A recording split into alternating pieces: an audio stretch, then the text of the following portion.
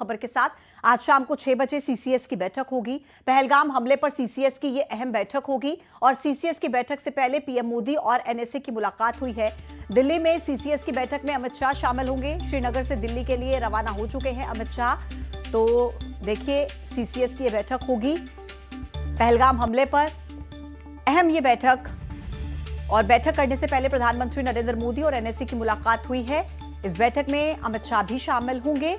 श्रीनगर से दिल्ली के लिए अमित शाह रवाना हो चुके हैं। बीते कल ही गृहमंत्री अमित शाह श्रीनगर पहुंचे थे और अब सीसीएस की बैठक होगी और बैठक के लिए गृहमंत्री अमित शाह श्रीनगर से दिल्ली के लिए रवाना हो चुके हैं। इस वक्त का बड़ा अपडेट समय 6 बजे का रहेगा शाम का, जब सीसीएस की बैठक होनी है। आपको बता दें कि प्रधानमंत्री नरेंद्र मोदी और एनएसए की मुलाकात हुई है। इस मीटिंग से पहले तस्वीरें आपके सामने हैं। पर्यटकों पर जिस तरीके से आतंकवादी हमला पहलगाम में हुआ है, इसको लेकर अब सरकार क्या एक्शन लेगी, इस पर सभी की निगाहें हैं। और इसी बाबत सीसीएस की ये मीटिंग, जिसमें रणनीति बनेगी, तय किया जाएगा कार्रवाई को लेकर, क्योंकि पूरा देश इस वक्त गुस्से में है और बल्कि दुनिया भर के बड़े बड़े देश इस हमले की निंदा कर रहे हैं। और ऐसे में सभी की नजर है सरकार के उस फैसले पर, जिसमें सरकार किस तरीके से बदला लेगी इन 27 लोगों की मौत का, ये देखना काफी महत्वपूर्ण रहेगा। जम्मू कश्मीर के पहलगाम की बैसरन घाटी में आतंकवादी हमले में 27 लोगों की जान गई है, जबकि 20 लोग घायल हो गए हैं और हमले की जिम्मेदारी लश्कर-ए-तैयबा के विंग द रेजिस्टेंट फ्रंट यानी कि टीआरएफ ने ली है। पर्यटकों को गोली मारने से पहले आतंकियों ने उनके नाम पूछे, कलमा पढ़वाया।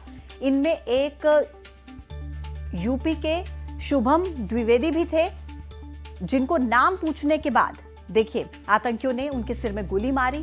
यूपी, गुजरात, महाराष्ट्र, कर्नाटक, तमिलनाडु, ओडिशा के अलावा मध्य प्रदेश और छत्तीसगढ़ के पर्यटक भी इसमें शामिल थे।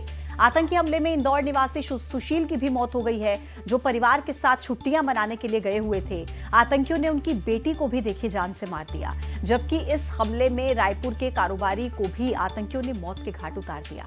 मध्य प्रदेश, छत्तीसगढ़ के 3 लोग इस आतंकी हमले में घायल हो गए हैं, जबकि छिंदवाड़ा, चिरमिरी के कई लोग अब भी वहां पर फंसे हुए हैं। इस आतंकी हमले को लेकर देश भर में गुस्सा है, विरोध प्रदर्शन का दौर है और सबकी मांग है कि आतंकियों को एक बार फिर से मुंहतोड़ जवाब दिया जाए। तो ये कुछ प्रदर्शन की तस्वीरें आपके टीवी स्क्रीन पर हैं।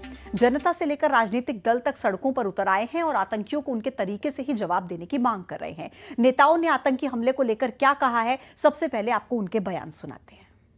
निवासी इंदौर, इनकी दुखद मृत्यु हुई है। मैं बाबा महाकाल से कामना करता हूँ कि वो उनको अपने श्री चरणों में स्थान दे। ये पाकिस्तान के कायराना हथियार एक तरह से हरकत हुई है और इस घटनाक्रम में जिस प्रकार से देश के अंदर ये वज्रपात जैसा हुआ और माननीय यशस्वी प्रधानमंत्री, माननीय गृह मंत्री जी पाकिस्तान और उसके पिछलग्गुओं की इस कायराना हरकतों का जवाब देने के लिए पूरा देश एकजुट है और हमारी सरकार भी बहुत अच्छे प्रकार से प्लान करके इस पे बढ़ रही है। लोग जिन्होंने इस्लाम धर्म को बदनाम करने की साजिश की है, सौहार्द बिगाड़ने की साजिश की है, आपस की मोहब्बतें, भाईचारा बिगाड़ने की साजिश की है, ऐसे लोगों का जो कुप्रयास है उसको देश तो विफल करेगा ही। देश की सशक्त सरकार जल्द से जल्द इनको सजा दे, पाकिस्तान को ठीक करे, आतंकवादी देश घोषित करवाए। कांग्रेस पार्टी पूरी तरीके से देश की सेना के और सरकार के साथ है और निस्त नाबूद कर दो उन आतंकवादी संगठनों को जिन्होंने ये कायराना कृत्य किया। 56 इंच का सीना कहाँ है, 370 कहाँ है? बड़ी बातें करी थी, 370 लगा के देश को गुमराह करा था। अब दिखाओ कार्रवाई करके। देश चाहता है कि कार्रवाई करो, हम सब आपके साथ हैं। मैंने और मेरे तमाम साथियों ने इस आतंकवाद का पुतला दहन करा और निंदा करी है और हम अपील करते हैं पूरा देश एकजुट है। नफरत की आंधी मत बांटो, आतंकवाद जिसने भी करा उसकी हम सब खिलाफ।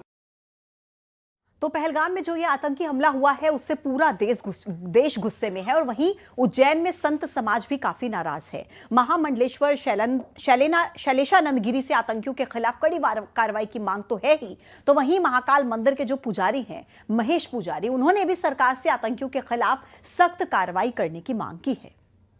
धर्म पूछ करके यानी गोली मार देना, तो ये अपने आप में एक युद्ध का उद्घोष है। अब आपको नहीं झुकना है। हम इस प्रकार की घटनाओं को बर्दाश्त करने की स्थिति में पिछले 4 दशक पूर्व जैसी स्थिति में नहीं है। अब हमें आक्रमण करना होगा, हमें वापस से सर्जिकल स्ट्राइक करना होगा, और सीरीज ऑफ सर्जिकल स्ट्राइक, सिर्फ एक नहीं। अभी जो हमला हुआ है और इसमें जो पर्यटक लोग मारे गए हैं उसमें ज़्यादा से ज़्यादा हिंदू समाज के लोग हैं जिनको पूछ के मारा गया।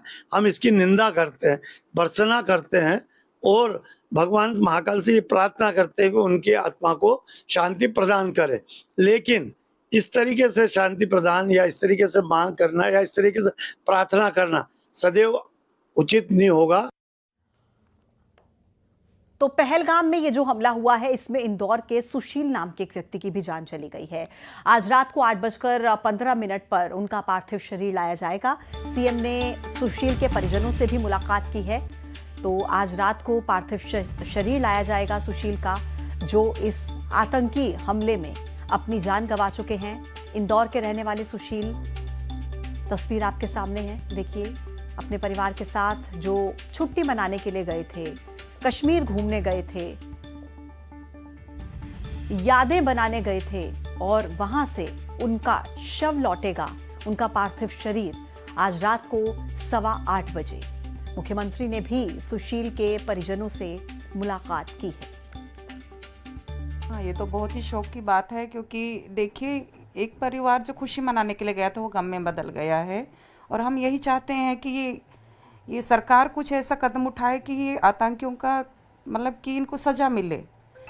इसमें बिना वजह का मारे गए हैं, इसमें क्या किसको मालूम था कि ये इस तरह की खुशियाँ मनाने के लिए गए थे, घूमने फिरने के लिए गए थे, और इस तरह मारे जाएंगे ये लोग। धर्म के नाम पे इन लोगों ने क्या किया है यहाँ पे जी। तो हम चाहते हैं कि सरकार भी इस बात को लेके आगे प्रोटेस्ट कर रहे।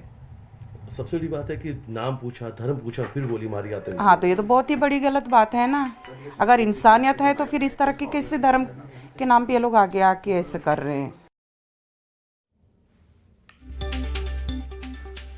मिथिलेश हमारे सहयोगी फोन लाइन पर हमारे साथ मौजूद हैं। मिथिलेश, क्या जानकारी मिल रही है? आज रात को बताया जा रहा है कि 8:15 बजे सुशील का पार्थिव शरीर लाया जाएगा, क्या डिटेल्स हैं आपके पास?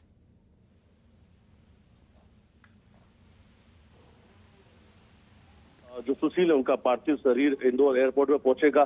श्रद्धांजलि देने के लिए उनके परिवार के साथ में इंदौर के तमाम जनप्रतिनिधि वहां पे मौजूद रहेंगे, और जनप्रतिनिधि के साथ में मध्य प्रदेश के मुख्यमंत्री डॉक्टर मोहन यादव भी वहां पे मौजूद रह सकते हैं श्रद्धांजलि देने के लिए। ये प्रशासन की तरफ से बड़ी जानकारी सामने आई है।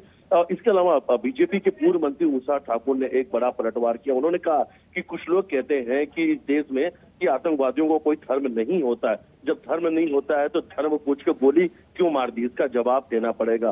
तो उषा ठाकुर ने खुल के कहा, उन्होंने कहा कि पाताल में भी छुपे होंगे आतंकी, तो उन्हें ढूंढ निकालेंगे और ढूंढ के कठोरतम दंड मिलेगी। शीर्ष नेतृत्व और सेना इसके लिए पूरी तरीके से तैयार है, प्लानिंग चल रही है, बहुत जल्द कुछ बड़ा होगा, जवाब तो करारा मिलेगा। अब एक तरफ पूरे देश गुस्से में है, देश सवाल एक पूछ रहा है, आखिर इन लोगों की क्या गलती थी, इन बेगुनाहों को गोली क्यों मारा गया, और खास तौर पर धर्म पूछकर। हालांकि जिनकी मौत हुई है वो इंदौर के रहने वाले हैं, अलीराजपुर में पोस्टेड थे और अपने परिवार के साथ। क्या ये अपने परिवार के साथ वहां पर गए थे, और अभी परिवार के लोग बाकी सब कहां पर हैं?